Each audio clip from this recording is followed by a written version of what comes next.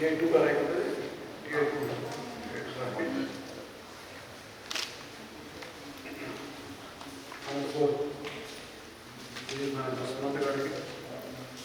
Kadapa zonal executive director Ravivarma గారికి నాతో పాటు చేసినటువంటి ఈడీ ఇంజనీరింగ్ కృష్ణమోహన్ గారు, మీడియా ఆపరేషన్ బ్రహ్మానంద గారు, అదేవిధంగా సమావేశమైనటువంటి మీ అందరికీ కూడా హృదయపూర్వక నమస్కారాలు చేసుకుంటున్నాను.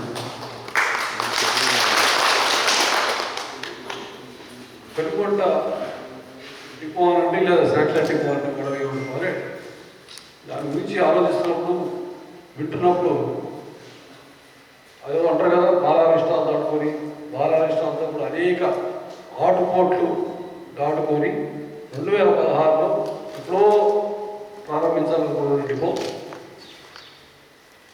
ఎట్టకేలకు 2016లో స్టార్ట్ అవ్వడం జరిగింది. సంతోషం. అయితే ఇక్కడ షెడ్యూల్స్ చాలా తక్కువ ఉండడం వల్ల బలవంతాలు షెడ్యూల్స్ పెట్టినా కూడా పెద్దగా ఓఆర్ రాని పరిస్థితి. ఎందుకంటే కొన్ని ఏరియాలు సహజ సిద్ధంగా చుట్టుపక్కల గ్రామాలు కానీ చుట్టుపక్కల ప్రాంతాలు పెట్టడానికి చాలా అనుకూలంగా ఉంటాయి. ఇక్కడ మొన్న మధ్యలో వెళ్ళినప్పుడు అమలాపురం ఈస్ట్ గోదావరి జిల్లా అయితే చాలా లాభదాయకంగా ఉండేటువంటి షెడ్యూల్స్ అంటే ఆ డిస్టెన్స్ అన్ని దగ్గర ఉంటాయి. కాకినాడ కూడా అదేవిధంగా గుంటూరు రీజియన్ తీసుకున్నప్పుడు చిట్లూరుపేట, నసరాపేట, మాచర్ల,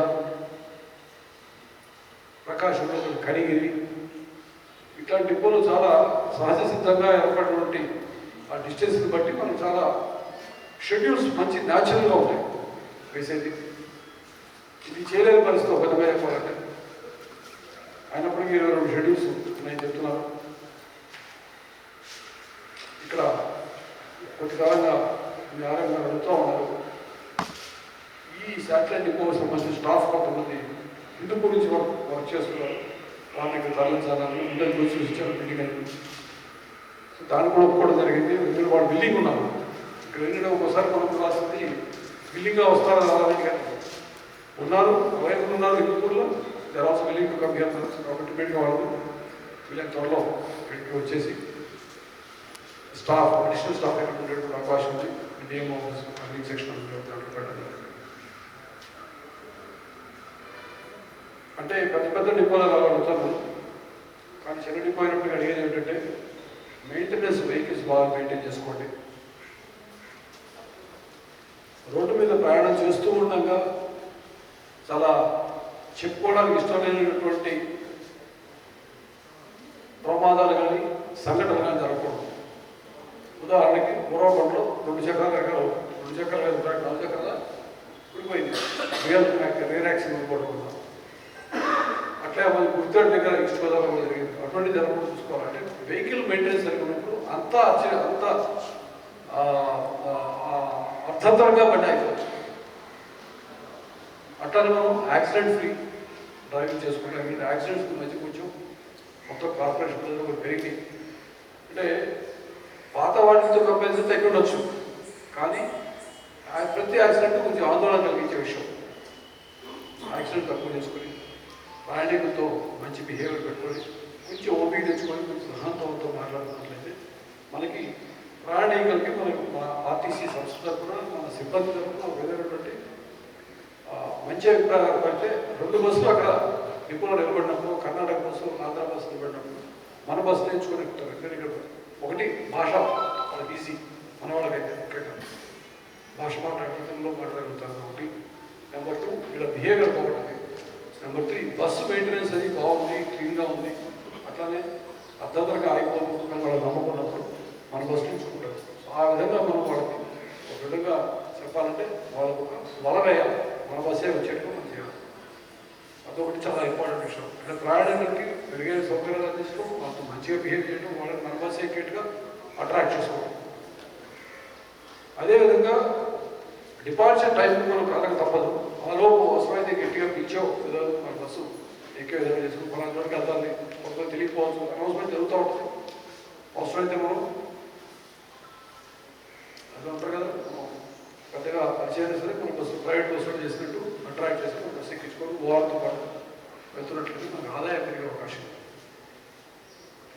ఈ రెండు ఖచ్చితంగా మనం పాటించవలసింది.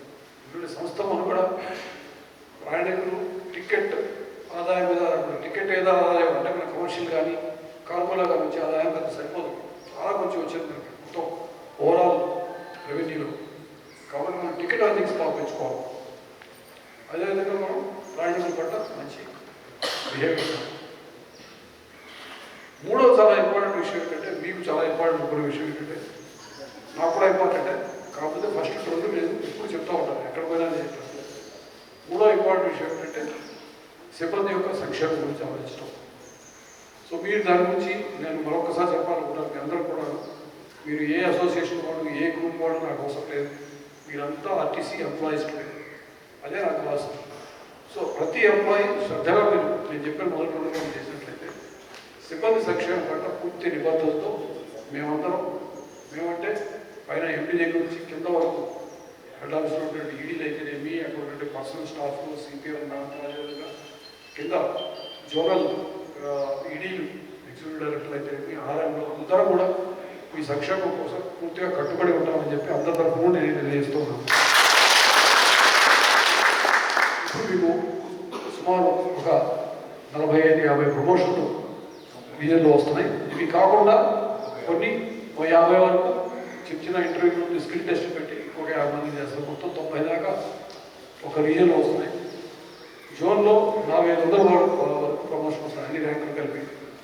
అయితే ఆ ప్రమోషన్స్తో పాటు రెండు కారణాల వల్ల మేము పోస్టింగ్స్ కొంచెం డిలే చేస్తున్నాం. ఒకటేమిటంటే ఇంకా కొన్ని పైనుంచి అయితే కొన్ని డిలే అయ్యే ఉన్నాయి, కింద నుంచి వచ్చే ఉన్నాయి కాబట్టి, ప్రమోషన్ వచ్చే ఉన్నాయి కాబట్టి ఎక్కడ వేయాలని కొంచెం జాగ్రత్త ఆలోచన అయితే.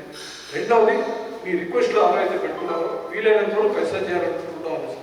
ఈ రెండు ఆలోచనలు పోస్టింగ్స్ మాత్రం ఆర్డర్స్ కూడా కొంచెం పక్కన పెట్టాము. అది కూడా ఒక 1 వీక్ లోపు అయిపోతుంది. ఎందుకంటే మేము హెడ్ ఆఫీస్లో ఇవ్వాల్సిన ప్రమోషన్లు ఉంటాయి, జేఎస్ఓ ర్యాంకు, ఎస్ఎస్ఓ ర్యాంకు అన్నీ చేస్తున్నాం. అది వచ్చే వారం అయిపోతుంది. అంటే కొంతమందికి డిపో మేనేజర్గా పదవులతో వస్తాయి, కొంతమంది డిపో మేనేజర్ నుంచి ఎస్ఎస్ఓ అవుతారు, అక్కడ మళ్ళీ ఆర్ఎంలో అవుతారు, అవన్నీ చేయబోతున్నాం. అదేవిధంగా రెగ్యులేషన్ 30లో ఉన్నటువంటి ప్రమోషన్ అన్నీ కూడా రెగ్యులరైజ్ అయిపోతున్నాం. ఇవన్నీ కొంచెం చేయడానికి మాకు 1 వీక్ హెడ్ ఆఫీస్లో పైకి ఎక్కడైతే మీకు మూమెంట్ జరుగుతుందో అప్పుడు ఆ ఖాళీలు వస్తాయి, అప్పటికీ నుంచి ఫిల్ చేసే అవకాశం ఉంది. సో ఒకటి రిక్వెస్ట్ క్యాన్సిల్ చేయాలి. రెండవది ఎక్కడెక్కడ ఖాళీలు ఉన్నాయో చూసుకొని సందర్భాన్ని బట్టి అవసరమైతే ఇప్పుడు పెనుగొండ లాంటి డిపో కూడాను రెగ్యులర్ డిపో మేనేజర్ అంటావా ఏమిటో కూడా ఆలోచిస్తాం, అవకాశం ఉంటే మా దగ్గర అవకాశం అది చేస్తాం. ఇవన్నీ కూడా రిక్వెస్ట్లో కన్సిడర్ చేసి ప్రమోషన్ని ఇవ్వడం జరుగుతుంది. అదేవిధంగా మనకు ఆల్రెడీ ఉన్న అంశాలు కూడా ఉన్నాయి. కొంతకాలంగా పెండింగ్లో ఉన్న అంశాలు ఎస్బీటీ అయితేనేమి, కంపాషనేట్ అపాయింట్మెంట్, కారుణ్య నియామకాలు అయితేనేమి, ఇవన్నీ కూడాను ఒకదానితో అన్నీ చేస్తూ ఉన్నాం. ఎస్బీటీ గురించి ఆల్రెడీ మనకి ఆర్డర్స్ వచ్చి ఉన్నాయి.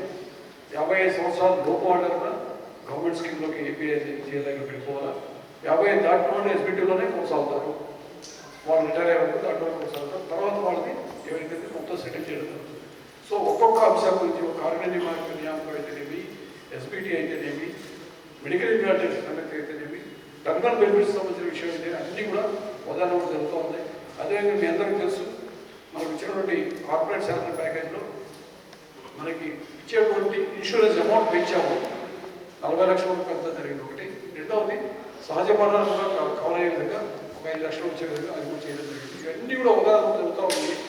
నేను అలాంటి ఇప్పుడు కోరేది ఒకటి, దయచేసి మీరు ఏంటంటే ఆందోళన చెందవద్దు, కంగారు పడద్దు. లేదా ఏదైనా ఒక గ్రూప్ వచ్చి ఇటగా దాటగా ధర్నా చేయాలని బస్సులా కాదు అని చెప్పినట్టు దయచేసి వాటికి విరొద్దు, అవసరమే లేదు. అన్నీ కూడా కొంచెం సాధారణంగా ఉన్నట్లయితే అన్నీ కూడా హెడ్ ఆఫీస్ తరఫున అయితేనేమి, తర్వాత మేము చెప్పిన దాని ప్రకారం ఫీల్డ్లో ఉన్నటువంటి క్షేత్రస్థాయిలో ఉంటే రీజనల్ మేనేజర్లు, తర్వాత జోనల్ ఈడీలు తీసుకున్న నిర్ణయాల వల్ల అన్నీ కూడా పూర్తిగా సిబ్బందికి అనుకూలంగా ఉండే విధంగా మీకు సంక్షేమం గురించి ఆలోచించి మాత్రమే నిర్ణయాలు జరుగుతాయని చెప్పి నేను మరొకసారి అందరూ తెలియజేసుకుంటూ మీ అందరి దగ్గర సలహా తీసుకుంటాను.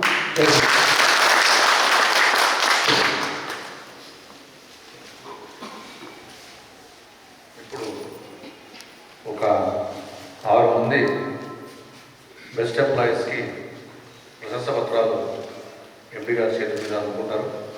దయచేసి Shri accident free drivers Shri A Naik 32 సంవత్సరాలు యాక్సిడెంట్ లేకుండా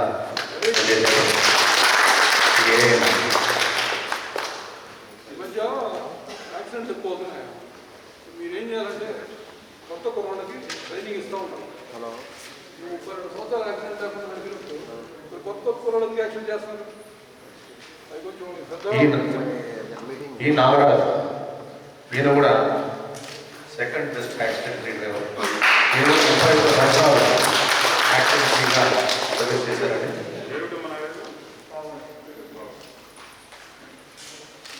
మీరు కూడా ట్రైనింగ్ ఇవ్వండి. యాక్సిడెంట్ లేకుండా కడతాం. నెక్స్ట్ హైయెస్ట్ కేఎంపీఎల్ ఏ లతీఫా డ్రైవర్ 5.6.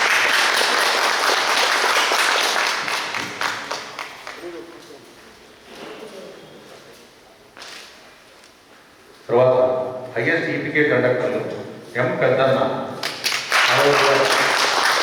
ఎక్స్ప్రెస్ కండక్టర్లు 60 రూపాయలు.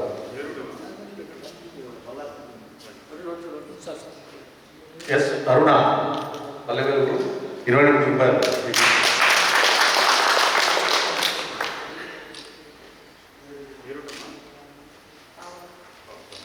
నెక్స్ట్ ఫెయిల్యూర్ ఫ్రీ సర్వీస్ చేసిన దానికి best mechanic S Khaleel.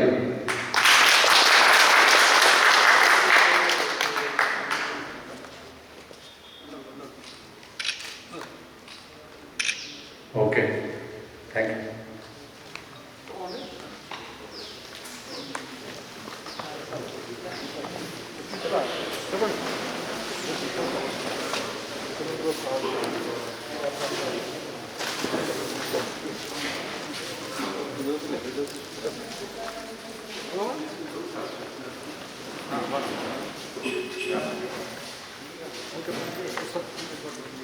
Thank you.